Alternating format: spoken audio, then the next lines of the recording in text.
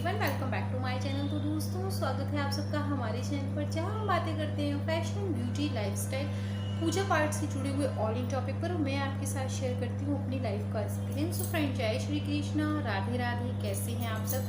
I hope आप लोग अच्छे होंगे। मैं बिल्कुल ठीक हूँ। आज का वीडियो विशेष है। आज मैं आपको बताऊंगी पूजा में संकल्प का क्या महत्व है, हम क्यों संकल्प लेते हैं, संकल्प लेना क्यों ज़रूरी है, सही संकल्प लेने की विधि क्या है। क्योंकि बहुत सारे लोगों का कमेंट था कि दीदी सब चीज़ें क्यों ज़रूरी होती हैं, क्यों हमें जो है वो करनी होती हैं, क्यों करना चाहिए। तो बहुत सारे कमेंट थे। ये एक रिक्वेस्टेड वीडियो है। वीडियो की शुरुआत से पहले मैं एक बात ये ज़रूर कह दूँगी, मैं आपसे ये नहीं कह रही कि आप वीडियो को लाइक करिए। पसंद आती है आपकी मर्ज़ी है, लाइक करिए। नहीं पसंद आती है कोई बात नहीं, अगर आप चाहें तो हमारे चैनल को सब्सक्राइब कर सकते हैं। मैं यहाँ बात ये कहना चाह रही हूँ कि आप इस वीडियो को पूरा वॉच ज़रूर करिएगा, क्योंकि जब आप आधा अधूरा वीडियो वॉच करेंगे तो आपको जानकारी भी आधा अधूरी ही मिलेगी। फिर आप कमेंट करेंगे और फिर दिक्कत होती है। तो मैंने इसमें सभी डिटेल्स शेयर कर दूँ, तो आप बस वीडियो को जो है वो ध्यानपूर्वक वॉच करें। संकल्प क्यों ज़रूरी होता है और हमें जो है वो संकल्प क्यों करना चाहिए, पूजा में संकल्प का महत्व क्या है। सर्वप्रथम तो एक चीज़ ये देख लीजिए, जब हम कोई पूजा शुरू करते हैं या कोई कार्य शुरू करते हैं, अगर जब हम किसी कार्य को शुरू कर रहे हैं और कहते ना कि हमने हृदय से निश्चय कर लिया, जिसे कहते दृढ़ निश्चय कर लिया है, हम इस काम को पूरा करके ही दम लेंगे, वो एक ऐसा संकल्प होता है हमारे जीवन का कि जब हमें उस कार्य में कोई बाधाएं आ रही होती हैं, कोई विघ्न आ रहे होते हैं, कोई उसमें रोक टोक कर रहा होता है, तो आपको अपना वो संकल्प याद आता है और फिर किसी के रोके भी आप नहीं रुकते हैं और आप अपने संकल्प को पूर्ण ज़रूर कर लेते हैं। ये चीज़। दूसरी चीज़, संकल्प के लिए क्यों आवश्यकता है, तो मैं साधारण सी भाषा में आपको बता दूं कि अगर बच्चा पैदा हुआ, अगर बचपन से ही हमने उसे सही संस्कार और सही परवरिश नहीं दी, तो आगे चल के आपको वही मिलेगा जो आपका बच्चा सीख रहा है। अगर आपने उसे सही संस्कार दिए हैं, सही चीज़ें सिखाई हैं, सही एक जीवन शैली दी है, सही एक दिनचर्या दी है, हर चीज़ उसे सही सही दिया है, तो आगे चल के आपको उसका फल भी सही मिलेगा। आपकी औलाद उसी अनुसार चलेंगे जो आप उन्हें सिखाएंगे, तो हमें भी फल उसी अनुसार मिलते हैं जो हम करते हैं। अगर हम आधे अधूरे कार्य करेंगे तो हमें उसका फल भी आधा अधूरा मिलेगा। बाद में फिर हम कहते हैं कि यार हमने तो इतनी मेहनत की थी, इतनी पूजा की, इतना पाठ किया था, हमें इसका लाभ क्यों नहीं मिला। सामने वाला इतना कम पूजा करता है, उसे तो बड़ा लाभ मिलता है।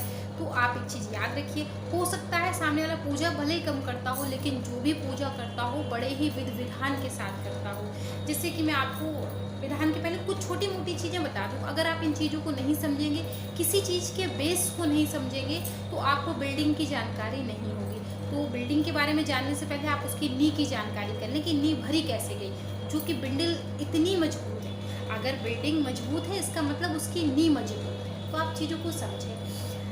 देखिए, कुछ लोग ऐसे होते हैं कि जो लोग बस उन्हें व्रत तो कर लिया, लोगों को देखा देखी पूजा पाठ भी शुरू कर ली, व्रत कर लिया, फिर उनको लगता है यार अगला दिन, आज हमने व्रत कर लिया, बस कल सुबह तो हम फटाफट स्नान वगैरह करेंगे और बस सीधा जो है वो ये खाएंगे वो खाएंगे। खाना पीना बुरी बात नहीं, खानी चाहिए, लेकिन अगर आपने कोई व्रत का संकल्प किया, व्रत शुरू किया, तो उस व्रत को शुरू करने का विधान तथा समाप्त करने का विधान जो है वो पूर्ण होना चाहिए। जैसे कि व्रत के पारण से पहले हमने जो व्रत किया है उस व्रत का दान निकाल देना, उस व्रत की पूर्णतः 8 पहर की पूजा कर देना, 4 पहर दिन के और रात्रि के।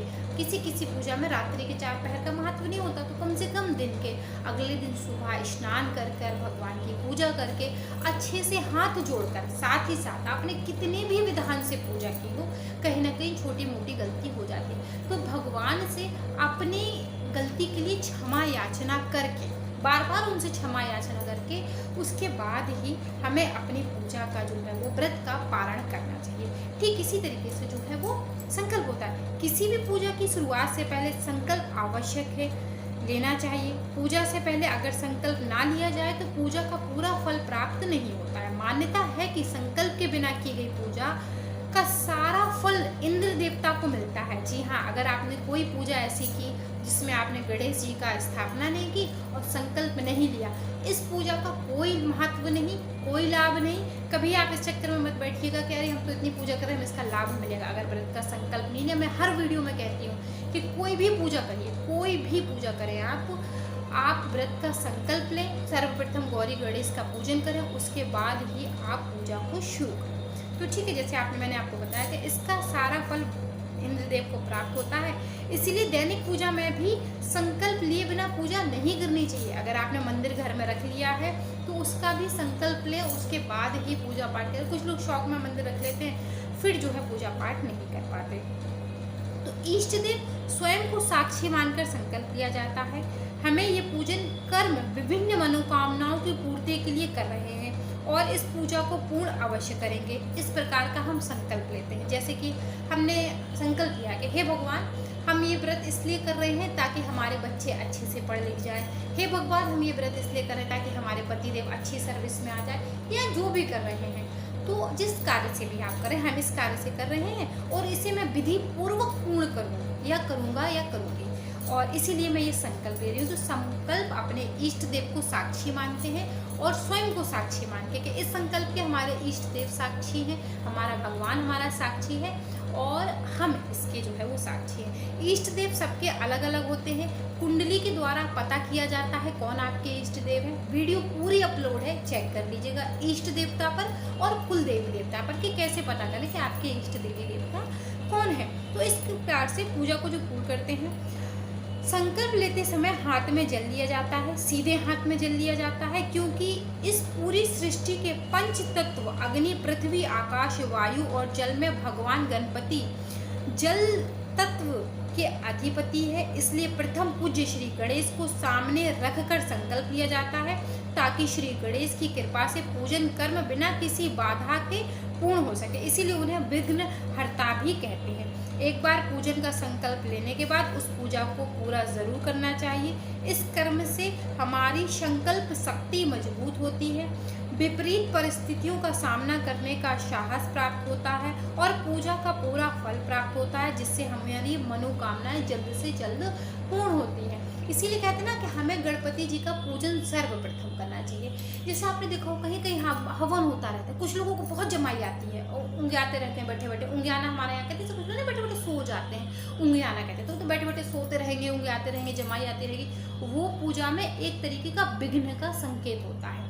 इसीलिए हम पूजा के सर्वप्रथम भगवान गणेश जी को मनाते हैं कि हे प्रभु, हम आपकी आराधना कर रहे हैं, इस पूजा में आप बैठिए, हमारे साथ रहिए और समस्त प्रकार के जो विघ्न, जो कष्ट, जो रोग अड़चन इस पूजा में आए उसे दूर करिए और हमारा ये पूजन विधि पूर्वक करवाइए, सहायता करिए हमारी।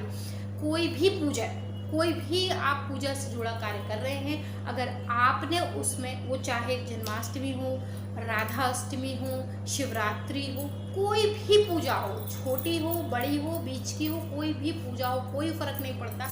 इसीलिए तो लोग कहते हैं कि पंडित जी के द्वारा पूजा करवानी चाहिए, क्योंकि जब पंडित जी आपके घर आते हैं तो वो विधि विधान से गौरी गणेश की स्थापना करके पूजा करते हैं, नवग्रहों का पाटा भरते हैं और फिर पूजा करते हैं। तो घर में दैनिक नवग्रहों का पाटा तो आप भर नहीं सकते, तो नवग्रहों का छोटा सा यंत्र ले लीजिए, नित्य उनकी प्रार्थना करिए, गणेश भगवान का पूजन सर्वप्रथम करिए, क्योंकि पूरी सृष्टि के जो है वो कर्ता धर्ता वही हैं। हम उन्हीं की कृपा से हर काम में आगे बढ़ते हैं, हमारे जीवन में समस्त कष्ट जो है वही हरते हैं। इसीलिए मैंने एक बार वीडियो में बोला था कि गणेश जी सिर्फ गणेश उत्सव के लिए महत्व नहीं रखते हैं, वो हमारे जीवन में हर पूजा के पहले महत्व रखते हैं। तो इस बात का सदैव ध्यान रखें, गणेश जी सिर्फ 10-11 दिन के लिए महत्वपूर्ण नहीं होते हैं, गणेश जी हमेशा महत्वपूर्ण होते हैं जब जब हम पूजा करते हैं। इसलिए आपने अगर मेरी अब तक, अगर अभी हमारे चैनल को 1 साल से थोड़ा सा इतना सा ऊपर हुआ है, तो अगर आप पहले से वॉच करें तो आपने देखा होगा कि मैं कोई भी पूजा करती हूँ उसमें गणेश जी का पूजन सर्वप्रथम करती हूँ और संकल्प लेती हूँ। संकल्प के गणेश पूजन के बिना आपका पूजन व्यर्थ है। आप कितना सर पटक के पूजा कर लीजिए, उसका लाभ आपको इतना सा भी नहीं मिलेगा, इंद्रदेव को जरूर मिलेगा। दूसरी चीज कि हर चीज का एक सही विधान होता है, विधि होती है। देखिए जैसे कि हम स्कूल जाते हैं तो पढ़ने की भी एक सही चीज होती है ना, हम पहले नर्सरी में जाते हैं, UKG, LKG, first second graduation, masters, तब जाके कंप्लीट करते हैं ना, तो एक सही तरीके से। तो पूजा पाठ भी सही तरीके से करें, तभी आपको उसका लाभ होगा, नहीं तो कभी कभी विपरीत स्थितियां भी बन जाती हैं। सर्वप्रथम दैनिक पूजा घर की कर रहे हैं तब भी गणेश जी का पूजन, कभी कभार कोई व्रत कर रहे हैं, कोई साप्ताहिक व्रत कर रहे हैं, कोई मासिक व्रत कर रहे हैं, तब भी गणेश पूजन संकल्प सर्वप्रथम है। नेक्स्ट वीडियो में मैं आपको बताऊंगी कि हमें आचमनी कैसे करनी होती है पूजा के पहले, और मतलब हाथ में जो हम जल लेके आचमनी करते हैं, हाथों का शुद्धिकरण करते हैं, दीपक जलाने के बाद हाथों का शुद्धिकरण कैसे करते हैं, कैसे जल को ग्रहण करते हैं 3 बार, फिर हाथों का शुद्धिकरण करते हैं। तो ये सब डिटेल में नेक्स्ट वीडियो में बता दूंगी। अगर ये वीडियो आपको पसंद आया है तो आप इसे लाइक ज़रूर करें, शेयर करें, सब्सक्राइब करें, कमेंट करें और मुझे इंस्टाग्राम पे ज्वाइन करना बिल्कुल भी मत भूलें। मैं मिलती हूँ विद अ न्यू वीडियो, तब तक के लिए जय Shri Krishna, Radhe Radhe, bye bye friends, bye bye.